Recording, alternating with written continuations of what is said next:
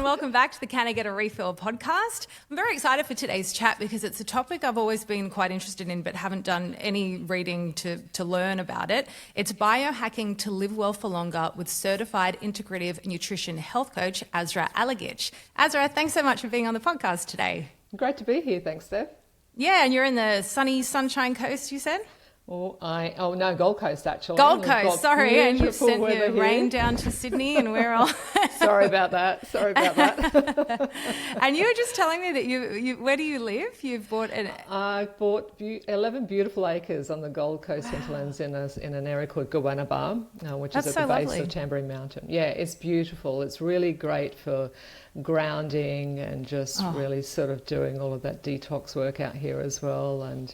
The mindful meditation, all those sorts of things, which are great. Well, that makes a difference. I was listening to a vlogger in New York saying it's just so hard to do grounding in New York in winter because it's just freezing there. So it's nice where you are. At least it's quite mild all year round that you can get your feet in the dirt. And it really makes a difference. And I was doing it, and then I stopped for a while. And now that I've got my son, you sort of want to get in the ground and get dirty with him, and it just does something to your soul, doesn't it? It's so healing for us, and it's scientifically proven to actually help improve our longevity as well because it reduces our cortisol levels, and it's really helps to bring those stress levels down. So it's look, we can buy all the supplements we want and all that, but the earth always provides if we really find the way, right? Yeah. You can do things on the cheap. In fact, probably better because it's the source. Before we get into biohacking, can you talk us through the health struggles that you were experiencing and how you were introduced to biohacking? Yes, certainly. So, like many people, I have struggled with my own health issues. I was probably in my late 30s when I started to experience these health issues. I had ended up with severe migraines, and I was getting these chronic migraines probably every 3 days, and they were just absolutely debilitating. It just affects everything. Oh, it does. It absolutely and it'll give you does. Depression for sure if you're not feeling at your peak. Yeah, well, when you're in pain and you're suffering from that sort of chronic pain, it's a whole nother level of, of impacting your mental health. And to the point where I was bedridden, it was, completely debilitating. And then on top of that, I started to experience quite severe bloating. Now, I'm fortunate to be one of those women that have always been lean. You can thank my dad. I've got, his genetics in that regard. But all of a sudden I started to experience this bloating. I was looking like I was 6 months pregnant, and that's never happened to me before, other than when I was pregnant, right? So, and uncomfortable? Uncomfortable, completely uncomfortable. And I thought, this is not my body. What is my body trying to tell me? And I went to see, my GP, specialist for migraines, all that, and they just kept wanting to give me tablets, to band-aid the problem. And it really wasn't helping at all. In actual fact, it was contributing to the problem, I felt, because the side effects of taking such strong medication for migraines was really contributing to actually, destroying my gut health. And so I decided to go down another path and looked at an alternative path and sought the help of a naturopath to be able to look at what's going on. What's the root cause of the problem? I'm a very big fan of naturopaths for that reason. And so many of my guests, these conversations start very similarly because it's a very much a band-aid tick and flick thing from GP. Not to bag GPs, and they certainly have a lot of different things they have to look at and so many patients to get through. But every time myself or my guests have gone to someone like a naturopath or a nutritionist, it's just a very in-depth looking at the whole history of you as an individual, and then you tend to get a more long-term fix. Yes, definitely. And you're actually then identifying that root cause, which tends to address the issue right, from the get-go. And, I went through a complete detox for 6 months, cut out alcohol, cut out all sugar, did a complete gut cleanse, and I haven't had a gut-related migraine ever since. Wow. And as a result of that, as I started to do a deeper dive into those alternative, ways of proactive healing and health management, I started to read more and do some research, and I came across Dr. David Sinclair's book called Lifespan, and it really gave me hope about the future because it started to was also starting to look at my age at the time as well. I was sort of by that point, by the time I was able to get my health issues addressed, I was sort of into my 40s, inching my way to my 50s. Mortality was sort of all of a sudden looming quite closely. And when you all of a sudden start to look at your mortality and think, well, what have I done with my life so far and how much longer do I actually have to live? It really starts to hit home. Yeah. And his book really gave me hope about the future and about my longevity, because it made me realise that I can do often cost-free hacks to be able to improve the likelihood of me being able to live well longer. But also you can look at the numbers like that with age and think, but then you can see people in their 50s living a better life than someone in their 30s if they're doing the right things for themselves and their body. Yes, exactly. And that's the key, right? That's exactly the key. It's about what are we doing? What are the lifestyle choices that we're making that are contributing to how well we live and how well we age? Because we don't always stop to look at it. You know how life is just so epically fast and you sort of get caught up in this thing and the world changes around you that you don't choose to change and you sort of just get caught up doing what other people do. Like, just the technology in general, like everything's sort of fast paced. So then when you sit and look back, you realise, my life's not what it was. It's not simplified. So maybe all of those environmental factors are contributing to my health and my stress and high cortisol. For sure. And we know that lifestyle choices make up more than 90% of, contributing to how well we age and what our health is like as we get older. Yeah, that's a big percentage. And it is a big percentage. And this is the thing. So often I hear clients will blame their genes. It's in my genes. I'm big it's boned. my genetic history. I'm big boned or whatever it might be. And that's so I'm just going to eat this packet of chips every night because I'm big boned. There's nothing I can do about it. That's it. There's nothing I can do about it. It's in my genes. Yeah. So I may as well just give into it. And that's not the Some case. people just submit to the status quo, and some people really seek solutions. Well, that's right. And I think that more of us need to be seeking the solutions because I think the more we raise awareness of the fact that the choices we make can contribute to how well we live, then that's really empowering. Especially for women, because quite often I find we give so much of ourselves to our families, but we don't do that for ourselves. Last on the list a lot of the time. Yeah. Absolutely. And I was one of those women. I have 3 children. I was working full time in a corporate position. I was burning the candle at both ends. Yeah. I ended up with mercury toxicity as well. I know what it's like and I know how hard it is to find time for yourself. Yeah, I want to talk more about that and how you can work that out. But environmental is huge.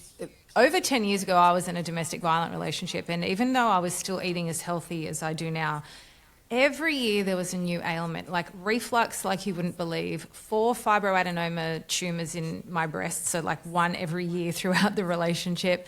I had never had psoriasis in my life, this awful psoriasis on the back of my scalp that itched constantly.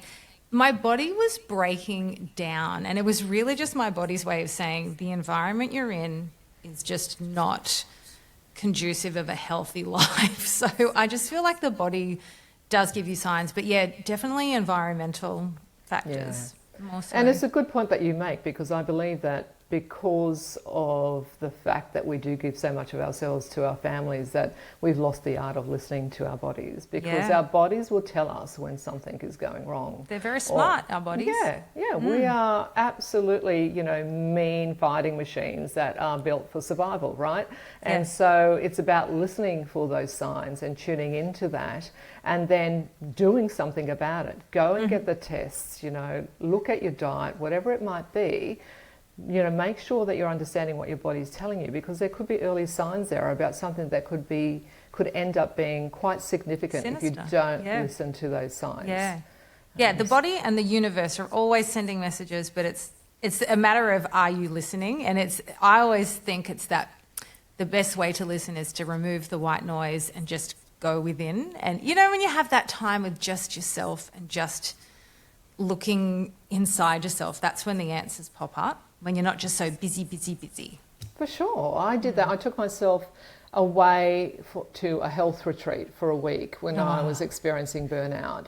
And I was able to create the space to be able to start listening and tuning into what my body needed at that time. Yeah. And the decision that I walked away with at that particular time in my life was that I needed a career change, because what I was doing at the time was not sustainable.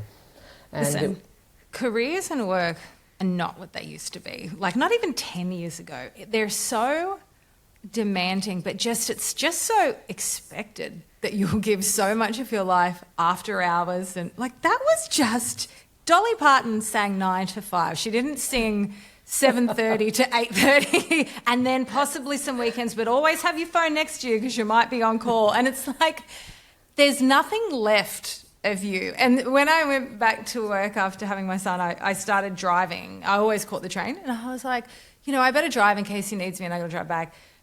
I was miserable because the commute was always the time when I would do me, and I would read or listen to like a beautiful meditation music or nap or, cut my podcast reels on my phone.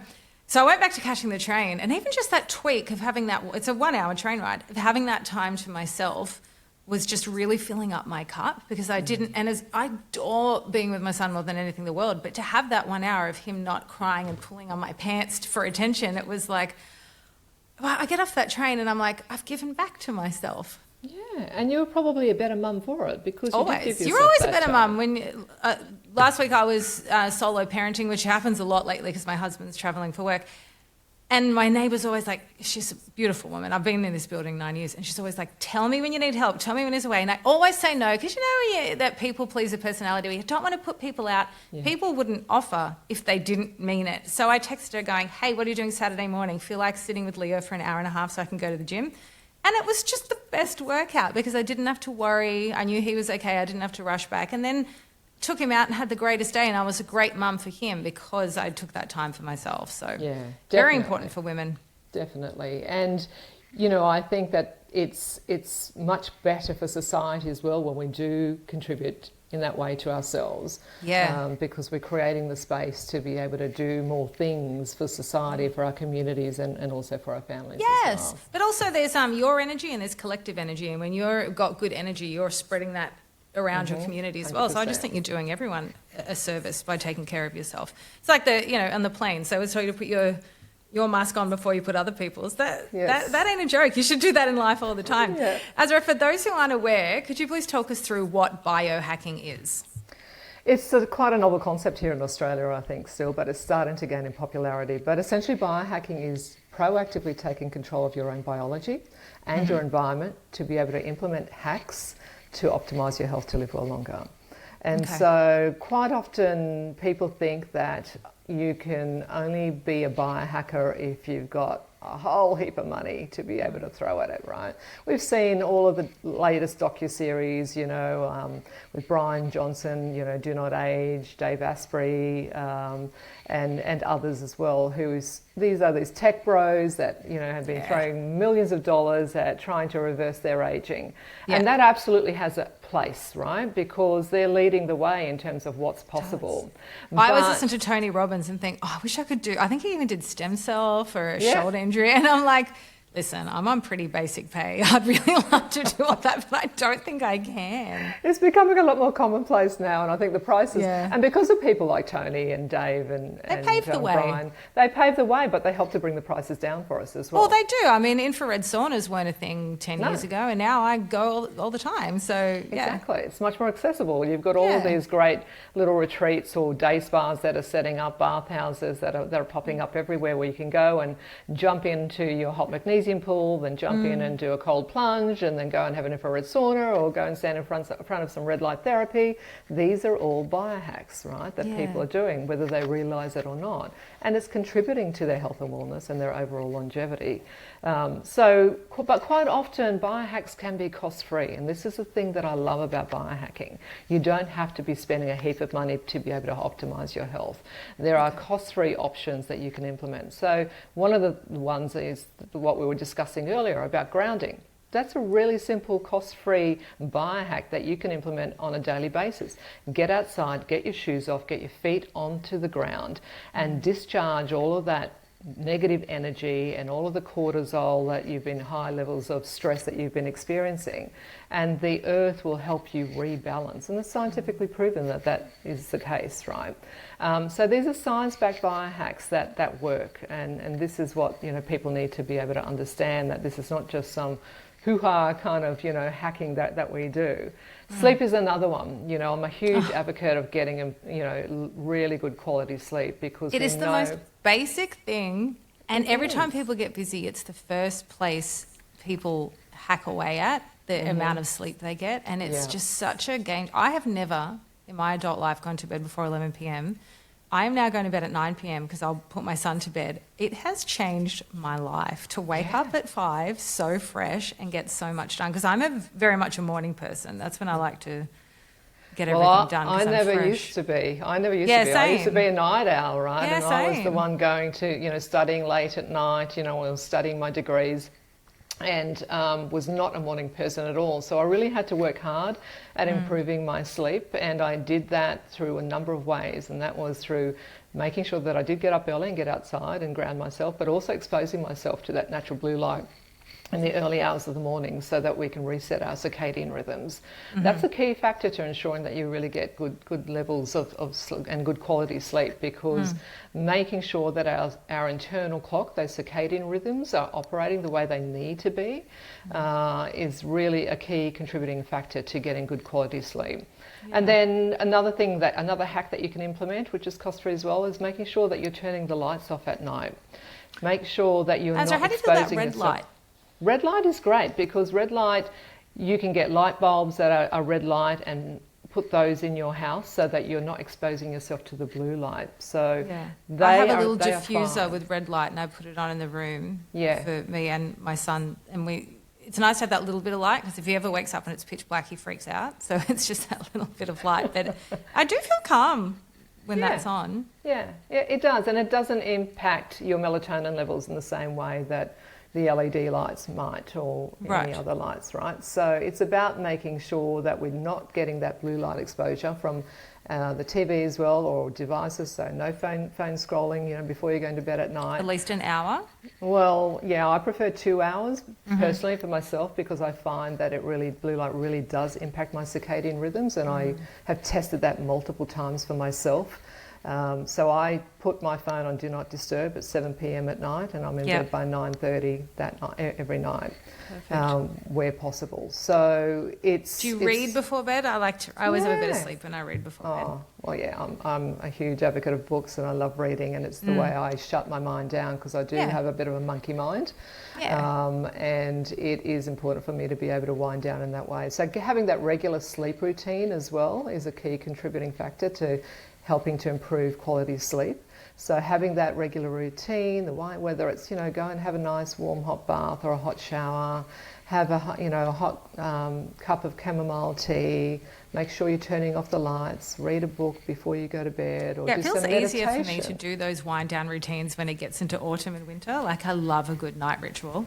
Because it's cozy and it's getting cold, and you're wanting to just sort of get all snuggly. It's hard in summer, because you hear everyone out coming home from the pub, and I'm like, listen, I'm trying to sleep. I've got my earplugs in. And on that point, though, don't drink alcohol before going to bed. I don't, but I'm hearing everyone. I live in a sort of young, fun, beachy area.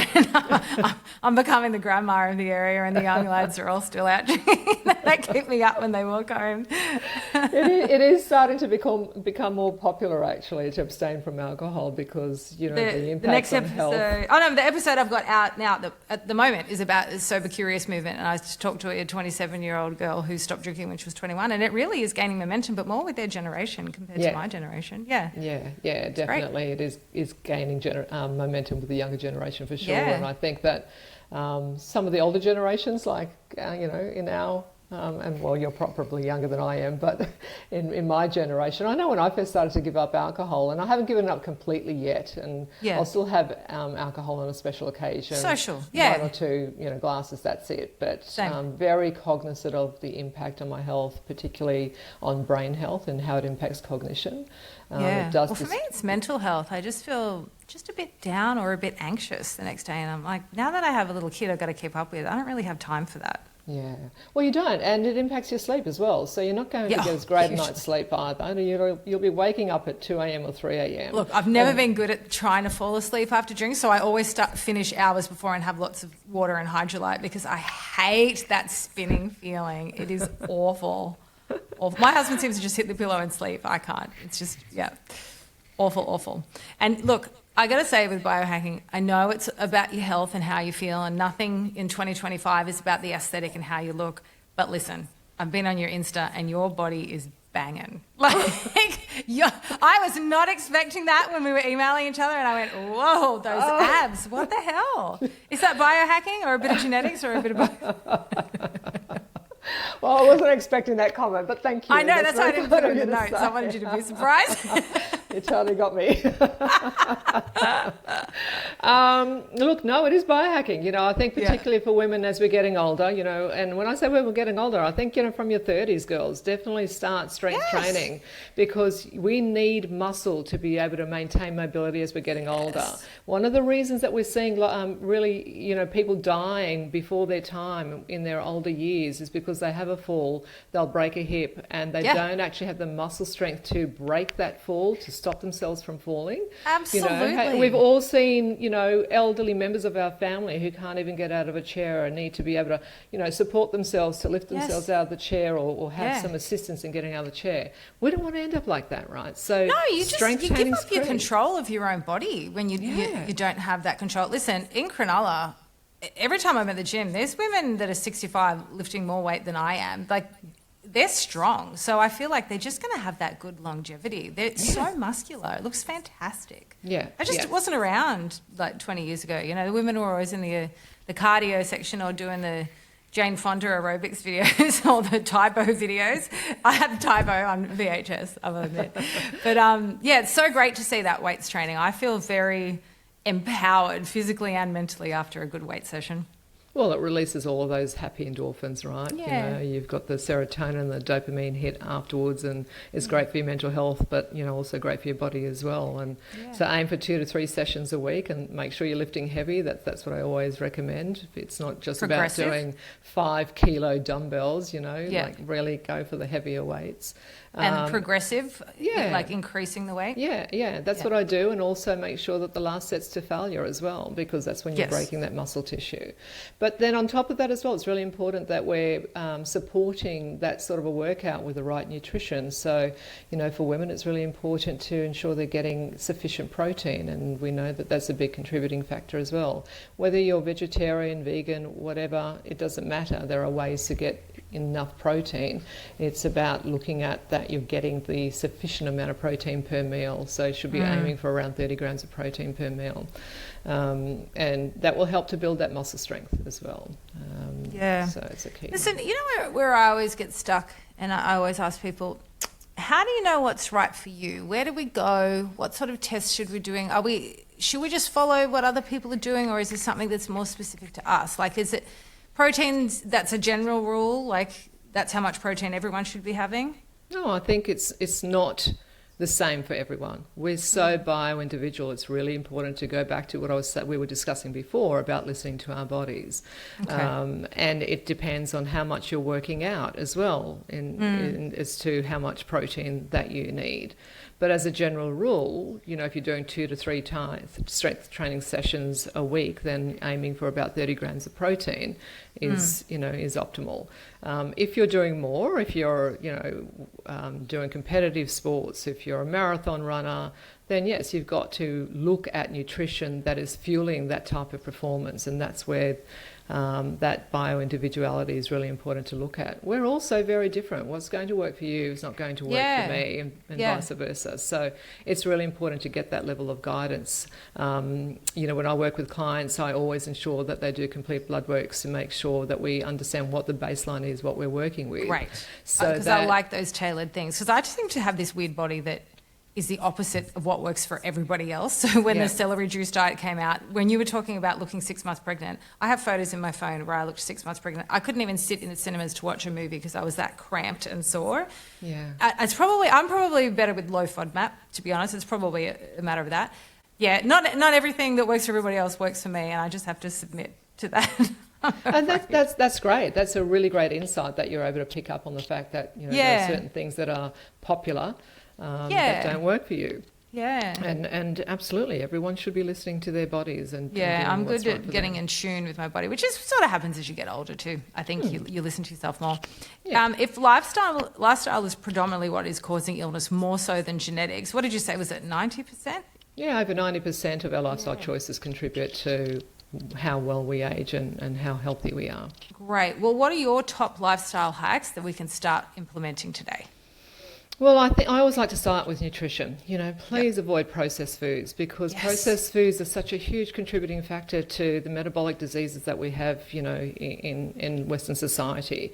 Because no one did it in the 70s. And look how good they all looked. No one had processed foods. Everyone went home for dinner. And if you're going to Italy soon, you ask your cab drivers or whoever you got, where's a good place to eat? Their response will be, I go home for lunch. I go home for dinner. Like, they're not eating out. They're eating home-cooked meals all the time. Yeah. I mean, I rarely eat out these days purely because I'm not aware of what oils they're using in restaurants. And if I do go out, I'm quite specific. I'm quite bold in asking, okay, well, what oils are you going to use? Are you using any seed oils? They see you coming and they're like, oh, not her again.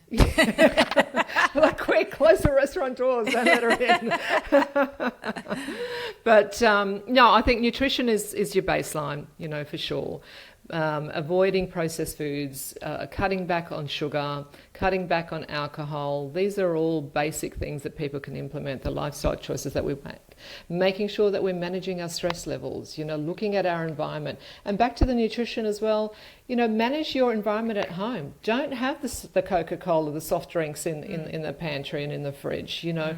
Don't buy that stuff and don't have it in the house, and then you're not going to be tempted. But equally implement, you know, I'm a behavioural change specialist as well, and I've been working in that space for 20 years, and people say that they don't like change, particularly women, but it's actually wrong. Well, I mean, gosh, women are the best at adopting and change on a daily basis. That, you know, we're absolute warriors at it. And so it's about looking at how we can make small changes on a daily basis to sustain that change for the long term. Yeah. And so you don't want to be doing everything all at once. Some people can do it. It's like that. Have you ever read Atomic Habits, where you sort of habit stacking? It's a great way to do it, because any big change is scary, right? Yes, that's right. You know, so I think implementing the small changes is what's going to be able to ensure that it's sustainable. Again, we talked about sleep, making sure you're getting good quality sleep. And it's not just necessarily about the length of sleep, it's about the quality of sleep as well. So you're wanting that good, deep Do you look to REM see how sleep. much deep sleep you get on like a Fitbit or something? Yeah, Me too, yeah. So I've got a Whoop that I normally wear. I'm taking a break from it today, but I've normally got that. And that's actually, that wearable really helped me to optimize my sleep so that I was getting 100% sleep score. When I first started wearing the Whoop. Do you get 100% sleep score? I do. Well, not every night, but most nights I do. The max I've gotten is like between 83 and 86. So that is my goal for 2025. Well, I recently resigned from my job to go and work for myself, so I'm very excited. It was a great job and I love the people and I miss them, but I had to do what you're talking about, look at my life, what wasn't working. Since having my son, I am pulled in 100 different directions, and not only am I just absolutely time poor and stressed and not feeling well, I'm not doing a great job at anything, and I have a lot of pride in the work that I do, and I just feel like I'm doing everyone a disservice because I can't do a great job at everything. I'm just sort of treading water and just do a bit here and a bit there, and that, you know, I hit my head on the pillow at night and I want to feel good about what I've done and the job I've done at things, and that was the thing that had to give. So I'm very excited. I'm still working. I've still got a few weeks to go, but it's such an exciting concept to me. It's change and it's scary thinking you don't have the cushy paycheck coming in. I've got to hustle for the money, but I'm so happy with my decision, because as soon as I did, I felt the neck tension relieve, because I was just feeling like I can't do anything. Nothing. This isn't working. The math wasn't mathing, and something had to give. Well, that's amazing and wonderful that you've made that choice for yourself, you know, and like you said, the minute you make the right choice for yourself, the tension just rolls off. Your body knows. Your body knows. Is what we were waiting for you to do, yeah, for sure. And so, so managing those stress levels is really important. And I think looking at who you're hanging out with as well. Azra, I was just going to say, For me, relationships is actually number one more than nutrition. I think I was a dancer years ago. I have always eaten well. So it's just sort of it's not something I would put on a vision board or a goals each year. It's just a given that I'm going to eat well and I'm going to go to the gym every day. But not everyone does, right? So yes, right. But it's great that you do. Yeah. But relationships, if I'm ever in, situations that are just making me feel, and I've always been a people pleaser, so that's been my journey that I've been on, and I have just improved my life more and more as I've gotten older, and I'm 41, I'll be 42 this year, and I'm really feeling like this is the life I was always meant to live, because I'm identifying the relationships or the situations that are just not making me feel good about myself, and I just think life is too short to ever be in those situations where you just don't feel good. I mean, I'm not saying you have to feel 100% happy all the time, but you certainly shouldn't feel stressed and dragged down and just not good about who you are. So for me, that's always been the number one stressor. Yeah. And, I think it's interesting that you've been able to identify that at the age that you're at, now. I think when we're younger, we don't tend to be brave enough to be able to make those sorts of decisions for ourselves. And I was the same. Absolutely. I'm 56 years of age now, and I know that I'm much more assertive in the type of relationships that I have now in terms Isn't of it a nice feeling? It is a great feeling. It's you just feel like you're in control of your life. Well, not only do you feel like you're in control of your life, but you're actually looking after yourself more, because you're surrounding yourself with good, positive people that lift you up and that you have a great exchange of energy with, as opposed to somebody that's just downloading on you all the time, or that's pulling the energy from you, or that's toxic. And I've had to... Energy vampires. I've had and to you know what I realised? Life. It's not that they're bad people or I was a bad people. It's more that they just weren't my people. You know how, I always say, there's certain relationships in my life where it's been like someone was operating on an AM radio and I was on FM, and something just wasn't working. And then all of a sudden when you got the FM people, the sound is so clear and everything just makes so much sense and it's effortless. I always find when you're with the right people, it's quite effortless. Even though you put effort into catching up with people, it's easy, it flows, because they're just the right sort of magnet for you. Yeah, definitely. And it's also a biohack. We know that in the blue zones, the reason that there are so many centenarians in places like Sardinia. In Italy and Okinawa in Japan, it's community. Having that sense of community, because it gives you purpose, it gives you connection. You're feeling the love, you're feeling the sense of belonging. You tend to be more mobile because you're out and about, socialising, and not because you're saying I'm going for an exercise, I'm going for a walk. They're just sort of incorporating it into their day-to-day activities. That's it. It's a daily occurrence. Let's get together and go and have a coffee or a cup of tea together, or whatever it might be. But Australia doesn't do that enough with community, I've noticed. And you hear a lot of tourists who come here and they're like, oh, it's very cliquey. They find it hard to sort of make friends, and everyone's sort of... It's a real effort now for people my age to go out and catch up. And you'll go to Italy and you'll see that no one stays indoors after dinner. Everyone goes for a walk. Everyone's playing a guitar out on the street and walking for gelato, and it's a lovely sense of community. It is, and that's what I love about Italy and so many other European cultures, because they are always outdoors. They're out in the cafes, they're out walking. And they look chill. Yeah, completely in Italy, chilled. they call it tranquillo. If you're freaking out about something, like I'm always on a schedule, they go, Stefania, tranquillo. I love it. You just need to chill the fuck out, is basically what they're saying. When I had cousins come here years ago, and I took them to Taronga Zoo. Now listen, if you go to Taronga Zoo, it's a big walk. You got to really have a schedule, itinerary, okay? They were standing and looking at a sleeping bear for like 12 to 15 minutes. And I was like, okay, andiamo. And they said to my dad, she's a bit of a drill sergeant. Because I was like, but the bird show's coming up at 1. Then it's the seal shows.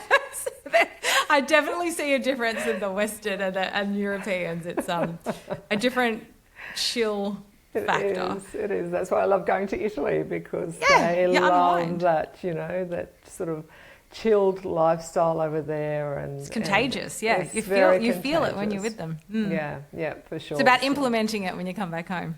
And that's it. And that's why I moved on to acreage as well, so that I can try to have more of a chilled lifestyle and not have to have all that buzzing sort of suburbia around me all the time. Yeah. And do you plan to grow any fresh produce there? Oh, 100%. Yay! Look, my grandmother, my Hungarian grandmother, Nagymama, God bless her soul, she used to say that I have a black thumb. I'm working really hard at getting a green thumb. She'll be very proud what you've done. But that's such a goal of mine. I would love to do that. I just think that's a really great way to save money as well, but just that you know what's going in your body. Yeah. So nice. Oh, for and sure. relaxing. Putting your hands in soil is actually really good, right? I feel so much better every weekend after working, you know, as you said, long hours during the week. On the weekend, I'm always making a point of getting outside to get my vitamin D, get my hands in the soil. You know, I'm at my happiest when I'm outdoors. I just love it. And absolutely, you know, having the veggie garden. I've had one failed veggie garden already. Now I've redone it, and we're growing some eggplant and tomatoes and cauliflower and some lettuce. So it's coming along nicely, this second lot. So we'll see. I love that. When I grew up, we had a very big backyard, and because my dad's Sicilian, it was rows of the tomatoes on the wooden stakes. It was it was very much the thing if you came from a European family. You know what my life goal is? To be like a main character in a Nancy Meyers film. Have you ever watched like It's Complicated with Meryl Streep? Yes. And Alec Baldwin? Yes. I don't know if you remember, her house is epic, and she's got a big veggie garden, and she just always looks like she's floating along. You know, they've always got the nice houses, the nice ambiance music, and then she's cooking in the kitchen, and I'm like... And then she has her girlfriends over and they're eating like plum pies, blueberry pies, and then they're chatting and laughing. That is life goals. If I can be like a protagonist in a Nancy Meyers film, I've made it. I always had a similar vision for myself as well, to have acreage and have this beautiful veggie garden set up, and you know, I'd have classical music playing as I'm out there gardening and wandering around, you know, my own little sort of vibe out there, for sure. I absolutely love it, and that's what I'm creating. You know, and the veggies love the classical music too. Yes. Do you know, my whole life has changed in the last year, and I just crave simple, just really simple things. It's so different. I just feel... I think because, you know, I was always doing singing gigs and always hunting gigs, and then you've got to be really on to perform a 4-hour set. And then, you know, like I'm hyping myself up, and, you know, I was always happy to be out and going places. And just since I had, like, I actually liked being pregnant. I had a neuromuscular disorder which stuffed my body, but I was very happy and content because I felt no pressure to perform or do something or be in a rush. I just sort of felt in my body. And I feel like more and more each day, I just want a very simple life of just, you know, baking a nice little pumpkin thing at home. And yeah, I'm really trying to implement those changes. And we can. Yeah. We just got to look at, you know, what we can tweak in our lives to live a little bit more simple, and, you know, have the night switch on your phone, and have maybe a weekend where you don't look at your phone, and, you know, have music playing and cook dinner together. And yeah. My girlfriend and I... normally every year, we haven't done it for a couple of years, but normally every year we will take ourselves off to some location for an off-the-grid horse ride, which goes for 5 days, where it's only point to point. We pull up camp every night. It's done with a group. But to completely, you know, detach, do a digital detox and detach from the world in that way, and just immerse yourself completely in nature, it is just so there's nothing like it. Do. Yeah, nothing like it. Yeah, my 2 happiest moments were my honeymoon and my baby moon, and both was zero reception, off the grid, horse riding, canoeing, and then, you know, both was a little bit of rainy weather because both was autumn, and sitting in and playing music and playing cards. I mean, when do you do that in life? And it is just soul giving. So I've got to implement that more and more. What foods do you believe should be eliminated in our diets? I think you just touched on it with the processed. And what foods do you believe should be included in our diet for optimal health? Yeah, well, we did touch on it earlier. I'd definitely get rid of the highly processed foods. And I mean, personally, I don't like to have any processed foods in my diet at all. Sugar, alcohol. In terms of what you're wanting to include, and again, it depends on what your dietary requirements are. So for me, I'm celiac, so I don't have gluten. I don't have dairy in my diet either, because I find that contributes to inflammation in my body. Again, it depends on what is happening with your own body, but, you know, gluten and dairy can be, you know, a huge contributor to inflammation in many people. So that's a consideration for some. In terms of what we need to be including, obviously looking at as many leafy greens as possible, berries, making sure that we have foods that are high in antioxidants and polyphenols that are going to contribute to good bacteria in our gut, because that's where most chronic diseases start, is in our gut, and we want to ensure that we're feeding the good bacteria so that we can balance out the bad bacteria. We need both, but we just shouldn't be having becoming unbalanced, because then that creates leaky gut syndrome or gut dysbiosis, which is something that I had. Yes. Okay. And so it is important to consider having all of those really nutrient dense, rich foods into your diet. Do you have fermented foods like kimchi and sauerkraut? Yeah, absolutely. I'm a huge fan of sauerkraut, making sure that we avoid ones that have any added sugar as well, because sometimes the sugar is hidden in those fermented foods. And that's inflammatory, right? Yeah, that's right.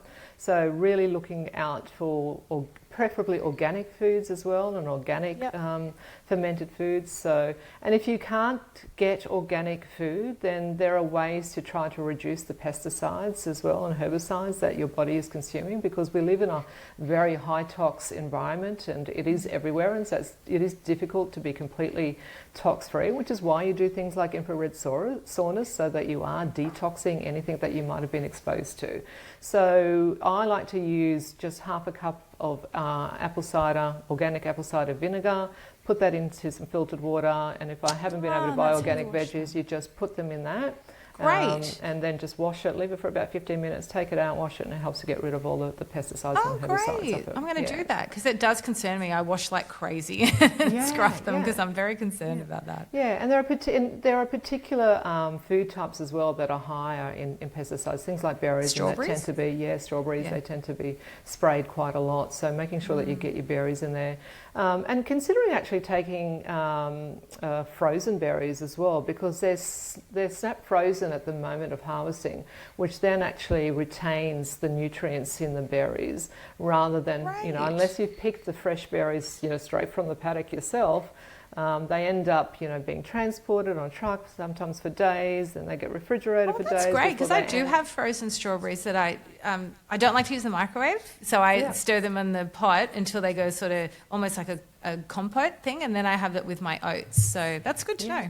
Yeah. Because I find it a bit more cost effective too. You can get the whole big bag. Yeah, absolutely. It is more cost effective, and you can do that with your veggies as well, because the same applies to your veggies too. Great, good. And do you eat meat? I do eat meat. Yep, I always aim for grass-fed. Do organic grass-fed? Mm-hmm, absolutely. Yeah, me too. It's not that much more, and I just always feel so much better when I do it. There was a time when I didn't eat red meat at all. I was sort of following the blood type diet, and I'm type A, and I've always digested turkey, chicken and fish a lot better than red meat, but once a week I'll have organic grass-fed steak, and it just feels good. Especially I'm about to get my period, and I had it last night, and I was like, oh, that hit good. Yeah, because that's when your body needs it the most, right? For sure, yes. Absolutely. Grass-fed, free-range, organic chicken, where you can get it. It's only a little bit more, so if you can budget for it, it's good. But the problem is that groceries are getting so expensive, and sometimes if you've got a lot of kids to feed, that's where people are cutting it. I totally get that. Why do you think it's so important? I think we've touched on this, for women in particular to prioritise themselves and their wellness. Well, as we've discussed, if we don't prioritise ourselves, if we don't look after our health, then we can't be there for our families. We can't be there for others. There's nothing left of us. There's nothing left of us. What is the title of this podcast, Azra? It's literally all about. The whole reason we're starting it was to pass that message of filling your cup up first. And I think we grew up in a very patriarchal society where the woman was deemed as very, not submissive, but a good woman sacrifices and puts others first. But that actually doesn't make you a good person. That makes you... Actually, Lewis Howes mentioned something this week. There's a difference between a nice person and a good person. Be a good person. A nice person is a doormat people pleaser. A good person does good things for themselves and others. And that doesn't mean that you have to sacrifice your needs first. And you're just always a better mother and daughter and friend and sister and wife when you've taken care of yourself. Completely agree.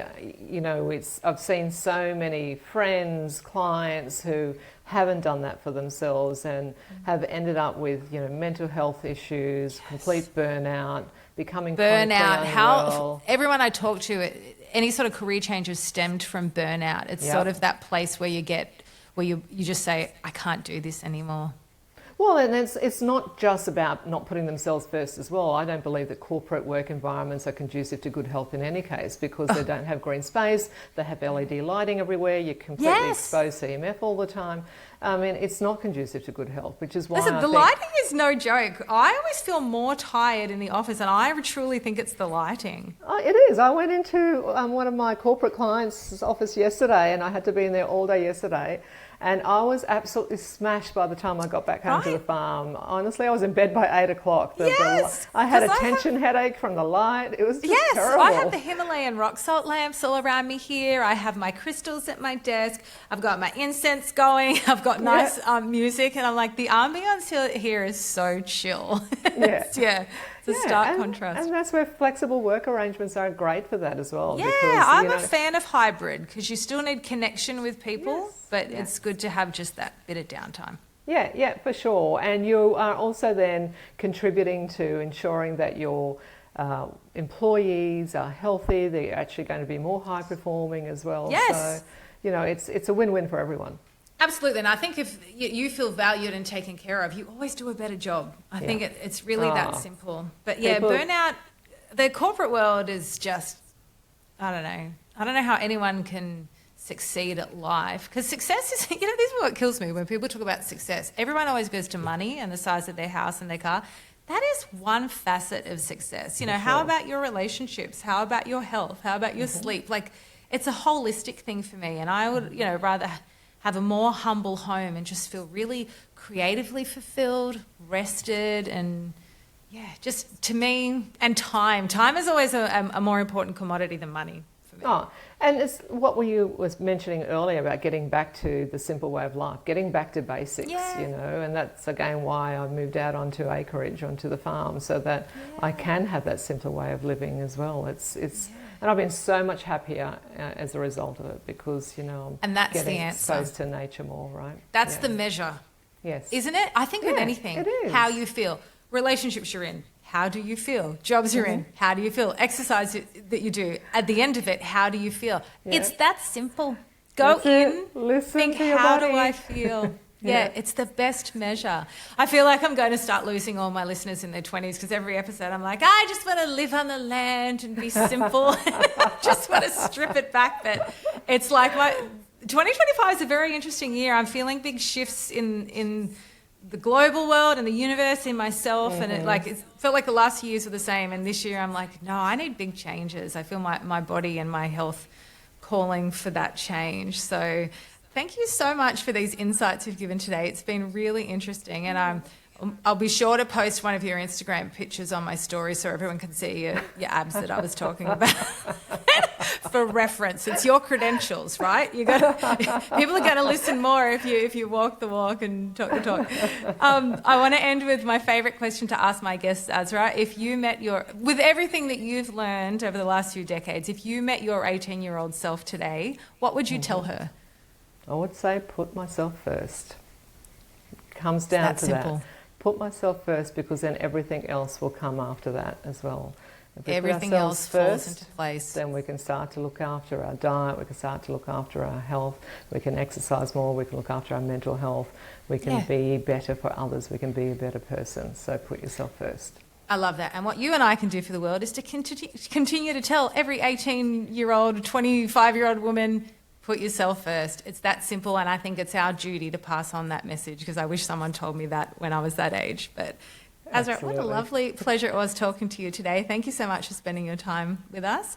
And we'll put some links in the show notes so people can see more about you. And everybody, I hope you really got a lot out of this, and please do something in the next week to fill up your cup. Thanks so much, Steph.